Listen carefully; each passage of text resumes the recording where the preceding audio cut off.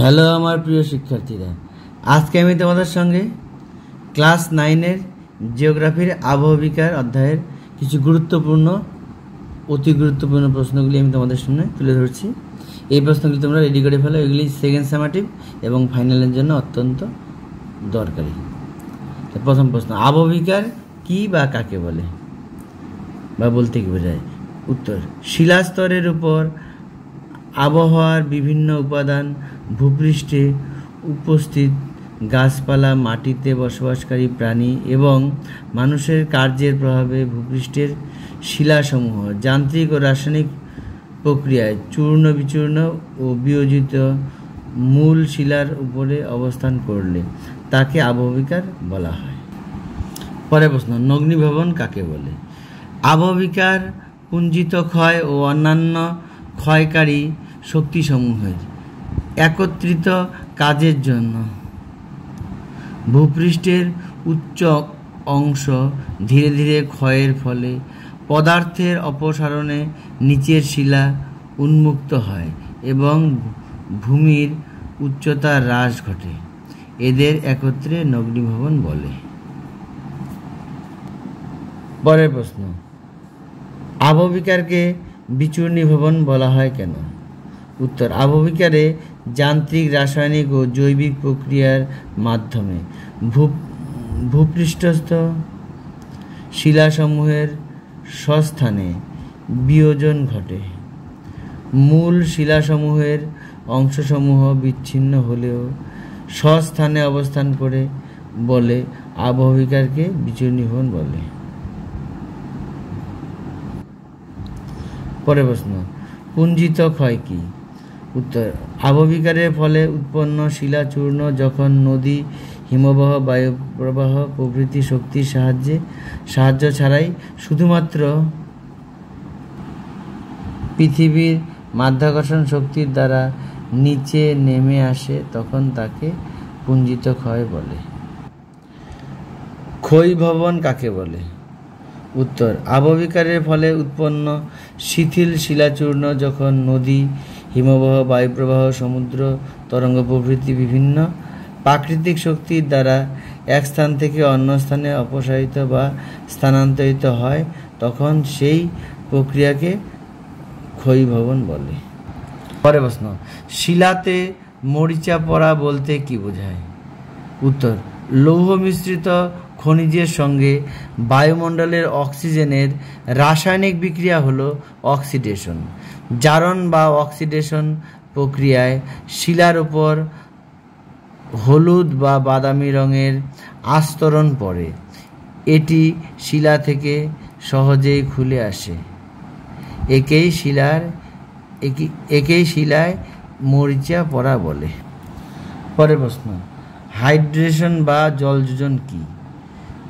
শিলা মধ্যস্থ খনিজের সঙ্গে জল যুক্ত হলে যে রাসায়নিক বিক্রিয়া ঘটে তার ফলে খনিজটির আয়তন বেড়ে যায়, খনিজের রাসায়নিক ধর্মের পরিবর্তন ঘটে। এই প্রক্রিয়াটি জলযোজন নামে পরিচিত। উদাহরণ, হেমাটাইট জাতীয় লোহার আকরিকের সঙ্গে জলযুক্ত হলে ভঙ্গুর লিমোনাইটে পরিণত হয়। পরের প্রশ্ন, যান্ত্রিক আবহবিকার কি বা যান্ত্রিক আবহবিকার কাকে বলে? উষ্ণতার তারতম্যে, শিলাস্তরে চাপের হ্রাস বৃদ্ধির কারণে, আর্দ্রতার তারতম্যে অথবা নানান জৈবিক উপাদানের সাহায্যে মূল শিলার টুকরো টুকরো হওয়াকে যান্ত্রিক আবহবিকার বলে। বৈশিষ্ট্য, 1 নম্বর, মূল শিলা কেবলমাত্র টুকরো টুকরো হয়ে পড়ে কিন্তু বিয়োজিত হয় না বলে শিলা খনিজের কোনো মৌলের পরিবর্তন ঘটে না। 2 নম্বর, উষ্ণ মরু অঞ্চলে যান্ত্রিক আবহবিকারের প্রাধান্য লক্ষ্য করা যায়। পরের প্রশ্ন, রাসায়নিক আবহবিকার কি? উত্তর, বায়ুমণ্ডলে বিভিন্ন গ্যাস ও জল, অম্ল, ক্ষার প্রভৃতির প্রভাবে শিলা রাসায়নিকভাবে বিয়োজিত হলে তাকে রাসায়নিক আবহবিকার বলে। বৈশিষ্ট্য, 1 নম্বর, রাসায়নিক আবহবিকারে শিলা খনিজের মৌলিক পরিবর্তন ঘটে। 2 নম্বর, শিলা খনিজ নতুন গৌণ খনিজে রূপান্তরিত হয়। 3 নম্বর, সমগ্র শিলাটির আয়তন বৃদ্ধি পায় এবং ঘনত্ব হ্রাস পায় এবং শিলা শিথিল হয়ে পড়ে। জৈবিক আবহবিকার কি? উত্তর, উদ্ভিদ ও প্রাণী অর্থাৎ জীবের সাহায্যে যখন শিলা যান্ত্রিক ও রাসায়নিক পদ্ধতিতে চূর্ণ বিচূর্ণ ও বিয়োজিত হয় তখন তাকে জৈবিক আবহবিকার বলে। উদ্ভিদ প্রাণী ও মানুষ এই আবহবিকারের মুখ্য উপাদান হলেও আবহবিকার ঘটে যান্ত্রিক ও রাসায়নিক পদ্ধতিতে। তাই এরূপ আবহবিকারকে অন্য শ্রেণীভুক্ত করতে অনেকেই আগ্রহী নন। পরের প্রশ্ন, রেগোলিথ কি? আবহবিকারের ফলে শিলা চূর্ণ বিচূর্ণ হয়ে মূল শিলার উপর শিথিল, কোমল ও সমধর্মী পদার্থপুঞ্জের এক ভূ আস্তরণ সৃষ্টি হয়। একে রেগোলিথ বলে। এই প্রশ্নটা কিন্তু খুব ভালো করে পড়বে। এলুভিয়েশন ও ইলিভিয়েশন কি? উত্তর, যান্ত্রিক ও রাসায়নিক পদ্ধতিতে মাটির উপরের স্তর থেকে বৃষ্টির জল বা অন্য কোনো মাধ্যম দ্বারা হিউমাস ও খনিজ পদার্থের চুইয়ে মাটির নিচে নেমে যাওয়াকে এলুভিয়েশন বলে। এলুভিয়েশন প্রক্রিয়াটি মাটির এ স্তরে ঘটে, তাই এ স্তরকে এলুভিয়েটেড স্তর বলে। মাটির উপরের স্তরের হিউমাস ও খনিজ পদার্থ নিচের স্তরে পরিবাহিত হয়ে সঞ্চিত হওয়াকে ইলুভিয়েশন বলে। ইলুভিয়েশন প্রক্রিয়ায় মাটির বীজ স্তরে ঘটে, তাই বীজ স্তরকে ইলুভিয়েটেড স্তর বলে। প্রশ্ন, হিউমাস কি? উত্তর, মৃত উদ্ভিদ ও প্রাণীর দেহাবশেষ জৈব পদার্থ রূপে মৃত্তিকার উপরিস্তরে সঞ্চিত থাকে। এই সকল জৈব পদার্থ বিয়োজকদের দ্বারা বিয়োজিত হয়ে যে জটিল কৃষ্ণবর্ণের পদার্থের সৃষ্টি করে তাকে বলা হয় হিউমাস। হিউমাস গঠনের এই প্রক্রিয়াকে বলা হয় হিউমিফিকেশন। পরের প্রশ্ন, মৃত্তিকার অবনমন কি? উত্তর, মৃত্তিকার অবনমন বলতে এক কথায় মৃত্তিকার গুণগত মানের অবনতিকে বোঝায়। মাটিতে মাত্রাতিরিক্ত কীটনাশক ও অজৈব রাসায়নিক সার ব্যবহার, অতিরিক্ত জলসেচ, আবর্জনা, তেজস্ক্রিয় পদার্থের মিশ্রণ, অ্যাসিড বৃষ্টিপাত প্রভৃতি কারণে মৃত্তিকা তার স্বাভাবিক উৎকর্ষতা হারিয়ে ব্যবহারের অনুপযুক্ত হয়ে পড়লে তাকে মৃত্তিকার অবনমন বলে। এবার মান 3 অথবা 5-এও কিন্তু আসতে পারে। বেশিরভাগগুলি 3ই আসে, কোনোটা হঠাৎ হতে 5-ও দিতে পারে, একই উত্তর হবে বা লিখতে হবে। যেমন আবহবিকার ও ক্ষয়ভবনের মধ্যে পার্থক্য। এভাবে লিখবে বিষয় আবহবিকার ক্ষয়ভবন। বিষয় ঘরে লিখবে শিলাচূর্ণের অপসারণ। আবহবিকার ঘরে লিখবে মূল শিলাস্তর থেকে শিলার বিচ্ছিন্নকরণ হয় কিন্তু স্থানচ্যুতি হয় না। ক্ষয়ভবনের ঘরে লিখবে মূল শিলাস্তর থেকে চূর্ণ শিলার স্থানচ্যুতি হয়। পরের নাম্বার 2, মাধ্যম। উষ্ণতা, আর্দ্রতা, বৃষ্টিপাত, তুষারপাত প্রভৃতি। আর এই ঘরে লাগবে নদী, হিমবাহ, বায়ুপ্রবাহ, সমুদ্র তরঙ্গ ইত্যাদি। পরের পয়েন্ট, নগ্নীভবন। শিলার অভ্যন্তরভাগ উন্মুক্ত হয় না, শিলার অভ্যন্তরভাগ উন্মুক্ত হয়। পরের নাম্বার, প্রকৃতি। অত্যন্ত ধীর গতির স্থিতিশীল প্রক্রিয়া, এপাশে হবে দ্রুত গতির গতিশীল প্রক্রিয়া। পরের পয়েন্ট, শিলার ধর্মের পরিবর্তন। শিলার ভৌত ধর্ম ও রাসায়নিক ধর্ম পরিবর্তিত হয়। এই সাইডে লিখবে শিলা গঠনকারী খনিজের ধর্মকে পরিবর্তন করে না। পরের নাম্বার, সংগঠন অঞ্চল। আবহবিকার পৃথিবীর যে কোনো স্থানে সংগঠিত হয়, ক্ষয়ভবন পৃথিবীর যে কোনো স্থানে সংগঠিত হয় না। এটা 3 নাম্বারে যদি আসে তোমরা এখান থেকে যে কোনো 4টা, খুব বেশি হলে 5টা পয়েন্ট লিখবে। আর যদি 5-এ আসে তাহলে পুরোটাই লিখে দেবে। পরের প্রশ্ন, এটি কিন্তু অত্যন্ত দরকারি প্রশ্ন, ভালো করে করবে। যান্ত্রিক আবহবিকারের মৃত্তিকায় বসবাসকারী উদ্ভিদ ও প্রাণীর ভূমিকা উল্লেখ করো। যান্ত্রিক আবহবিকারে মৃত্তিকায় বসবাসকারী উদ্ভিদ ও প্রাণীর ভূমিকা উল্লেখ করো। এই প্রশ্নটি খুব ভালো করে করবে। উত্তর, উদ্ভিদ। শিলাগাত্রে ফাটলের মধ্যে অনেক সময় উদ্ভিদ জন্মায়। এরপর উদ্ভিদ যখন বড় হতে থাকে তখন তার শিকড়ও ক্রমশ মোটা হতে থাকে এবং ওই শিকড় ফাটলের দেয়ালে প্রচণ্ড চাপ দেয়, ফলে শিলাটি একসময় ভেঙে যায়। মৃত উদ্ভিদের ডালপালা, লতা পাতা প্রভৃতি মাটিতে পড়ে পচে গিয়ে জৈব অম্লের সৃষ্টি করে। এটি শিলাকে রাসায়নিকভাবে বিয়োজিত করে। পরে পয়েন্ট লিখবে প্রাণী। খরগোশ, উদ্ভিদ, কেঁচো, উইপোকা প্রভৃতি প্রাণী ভূপৃষ্ঠে গর্ত সৃষ্টি করে। এর ফলে মাটি আলগা হয়ে যায় এবং কোমল শিলা চূর্ণ বিচূর্ণ হয়ে যায়। অনেক সময় কীট ও জীবাণুর দেহ নিঃসৃত জৈব অম্ল শিলাকে বিয়োজিত করে। আবার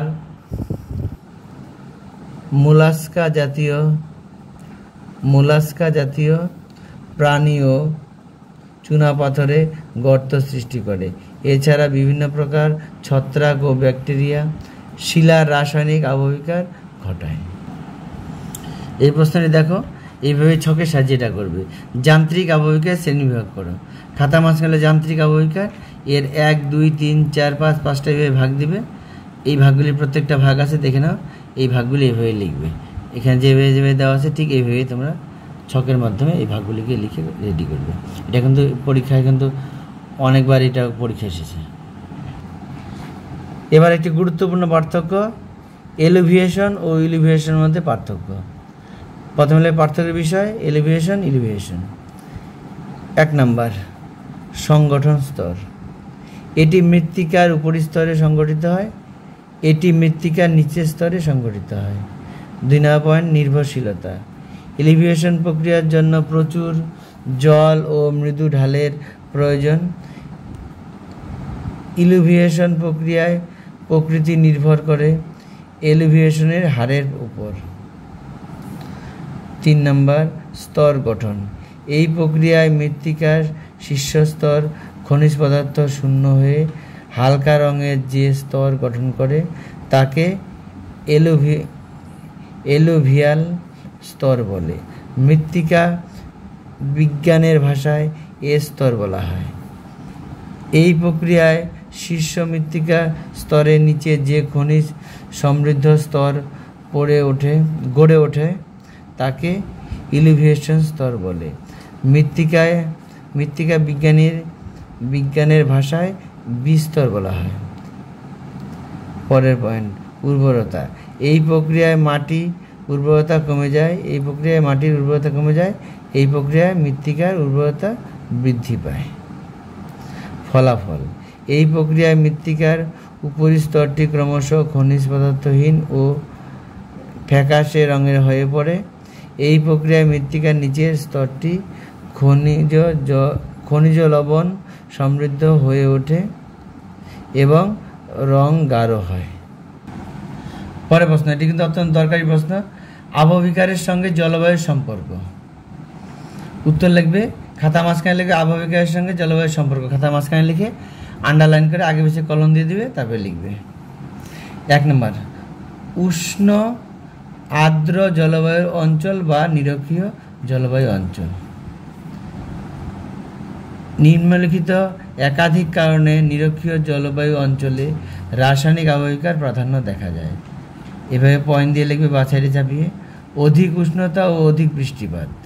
এভাবে পয়েন্ট লিখবে, বক্স বানিয়ে তারপরে লিখবে।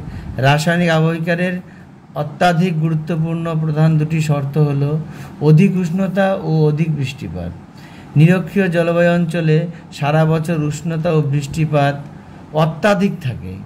এর ফলে রাসায়নিক আবহবিকারের সুবিধা হয়। পরে পয়েন্ট লাগবে ঘন চিরহরিত অরণ্য, বক্স বানিয়ে দেবে।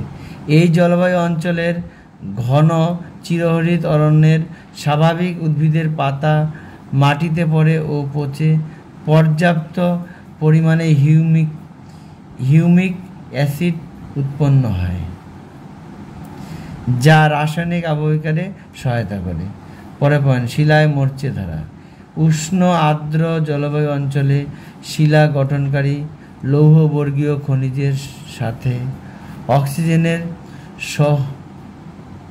অক্সিজেনের সহজেই রাসায়নিক বিক্রিয়া ঘটার সুযোগ আছে বলে শিলায় মরচে ধরে এবং রাসায়নিক আবহবিকারের সুবিধা হয়। পরে পয়েন্ট, ধৌত প্রক্রিয়া। এই জলবায়ু অঞ্চলে অধিক বৃষ্টিপাত হয় বলে ধৌত প্রক্রিয়ার প্রাধান্য থাকে এবং সহজেই রাসায়নিক আবহবিকার ঘটে। পরের পয়েন্ট, উষ্ণ শুষ্ক মরু জলবায়ু অঞ্চল।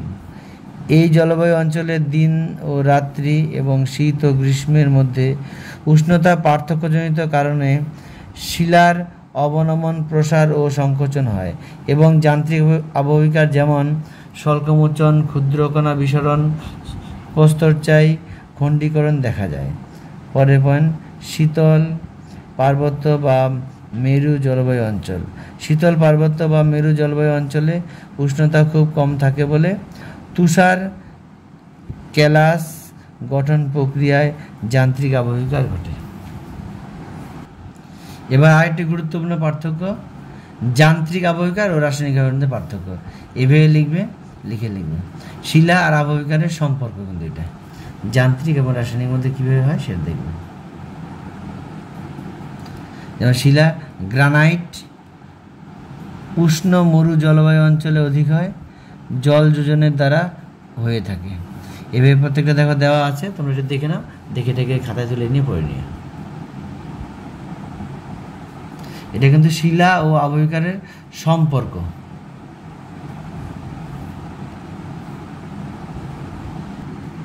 এবার একটি গুরুত্বপূর্ণ পার্থক্য, এটি কিন্তু পরীক্ষায় প্রায় এই প্রশ্নটা আসে।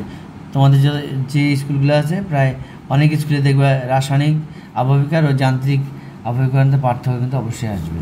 এভাবে তিনটা ভাগে ভাগ করে নেবে, বিষয়, যান্ত্রিক আবহবিকার, রাসায়নিক আবহবিকার। প্রথমে লিখবে শিলার ধর্ম, পরে ঘটলে ভৌত পরিবর্তন ঘটার জন্য শিলা মধ্যস্থ খনিগুলির ধর্ম একই থাকে। রাসায়নিকে লিখবে শিলার রাসায়নিক পরিবর্তন হয় বলে খনিগুলির নিজ ধর্ম বদলে যায়। 2 নম্বর, শিলার প্রকৃতি। শিলার প্রকৃতি একই থাকে, শিলার প্রকৃতি বদলে যায়। পরের পয়েন্ট, শিলা বিকারের কারণ, আর্দ্রতা, উষ্ণতা ও চাপের তারতম্য, অ্যাসিড মিশ্রিত জলের রাসায়নিক বিক্রিয়া। পরের পয়েন্ট, শিলা বিকারের পদ্ধতি, প্রস্তরচায়ী খণ্ডীকরণ, স্বল্পমোচন, তুষার কার্য ইত্যাদি, জারণ, অঙ্গারযোজন, জলযোজন প্রভৃতি। পরের পয়েন্ট, প্রভাবিত অঞ্চল, উষ্ণ মরু অঞ্চল ও শীতল পার্বত্য অঞ্চল, নিরক্ষীয় ও ক্রান্তীয় মৌসুমী জলবায়ু অঞ্চল। ভূমিরূপ, ইনসেলবার্স, গ্রানাইট, টর ইত্যাদি, টেরারোসা,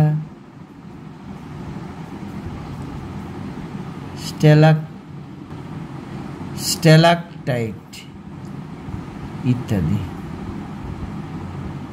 পরের পয়েন্ট, চিহ্নিতকরণ। এক্ষেত্রে মূল শিলাকে চিহ্নিত করা যায় খালি চোখে, রাসায়নিক বিশ্লেষণ ছাড়া মূল শিলাকে চিহ্নিত করা যায় না। পরের পয়েন্ট, শব্দের উপস্থিতি। এই প্রক্রিয়া শব্দের সশব্দে ঘটে থাকে, এই প্রক্রিয়া নিঃশব্দে হয়। এইটুকু লিখলে হয়ে যাবে তোমাদের। এবার একটি দরকারি প্রশ্ন, আবহবিকারের ফলাফলগুলি উল্লেখ করা। খাতা মাসগুলো আবহবিকারের ফলাফল লিখে বা ছেড়ে চাপিয়ে লিখবে। ভূমিরূপ, গ্রানাইট শিলা দ্বারা গঠিত অঞ্চলে যান্ত্রিক আবহবিকারের ফলে গ্রানাইট টর গঠিত হয়। ব্যাসল্ট শিলা দ্বারা গঠিত অঞ্চলে উপগোলাকার আবহবিকার বা স্বল্পমোচন দেখা যায়। 2 নম্বর, রেগুলিত, শিলা চূর্ণ বিচূর্ণ হয়ে রেগুলিত সৃষ্টি করে। 3 নম্বর, কাস্ট ভূমিরূপ সৃষ্টি। রাসায়নিক আবহবিকারের ফলে চুনাপাথর গঠিত অঞ্চলে টেরারোসা, স্ট্যালাকাইট গঠিত হয়। ভৌমজল, আবহবিকা শিলাস্তরে ভৌমজলের সঞ্চয়ে সাহায্য করে। পরের পয়েন্ট উর্বরতা। আবহবিকারে মাটিতে খনিজের মিশ্রণ ঘটিয়ে মাটির উর্বরতা বৃদ্ধি করে। শিলা সৃষ্টি। আবহবিকারের ফলে ক্রান্তীয় অঞ্চলে ল্যাটেরাইট, ইলমেনাইট ও বক্সাইট জাতীয় শিলার সৃষ্টি হয়। নগ্নীভবন। আবহবিকারের ফলে নগ্নীভবন প্রক্রিয়া সহজ হয়। খনিজের সৃষ্টি। রাসায়নিক আবহবিকারের ফলে ম্যাঙ্গানিজ, বক্সাইট প্রভৃতি খনিজ পদার্থ সৃষ্টি হয়। বালি সৃষ্টি। আবহবিকারের অবশিষ্টাংশ হিসেবে বালি পাওয়া যায়। মরচে। অক্সিডেশনের ফলে শিলা গাত্রে বাদামি ও হলদে রঙের মরচে পড়ে। মৃত্তিকা ক্ষয়ের কারণগুলি আলোচনা করো। এখানে প্রাকৃতিক কারণ এবং মানবিক কারণ দুটি পয়েন্টে আছে দেওয়া। প্রাকৃতিক কারণগুলি আমি দেখাচ্ছি, তোমরা দেখে নাও।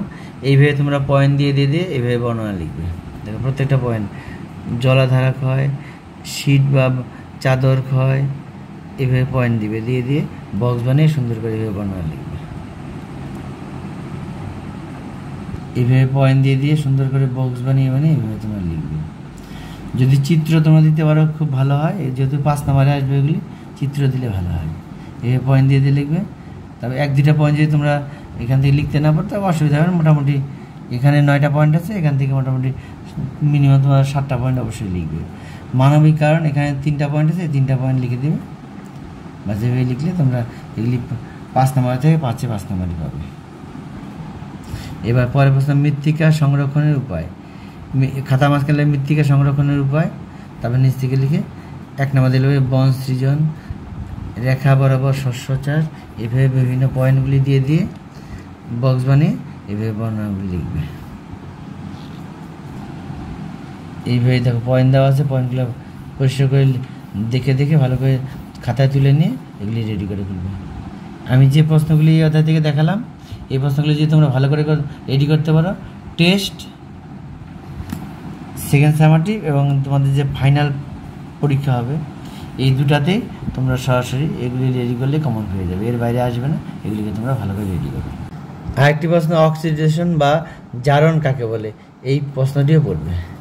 সাধারণভাবে সকল প্রকার জলেই O2 দ্রবীভূত অবস্থায় থাকে। প্রধানত লৌহ মিশ্রিত শিলার খনিজের সঙ্গে রাসায়নিক প্রক্রিয়ায় অতিরিক্ত O2 সংযুক্ত হয়ে শিলার বিয়োজন ঘটলে তাকে জারণ বলে। এই প্রশ্নটি কিন্তু ভালো করে পড়বে, এটা কিন্তু তোমাদের পরীক্ষায় আসতে পারে।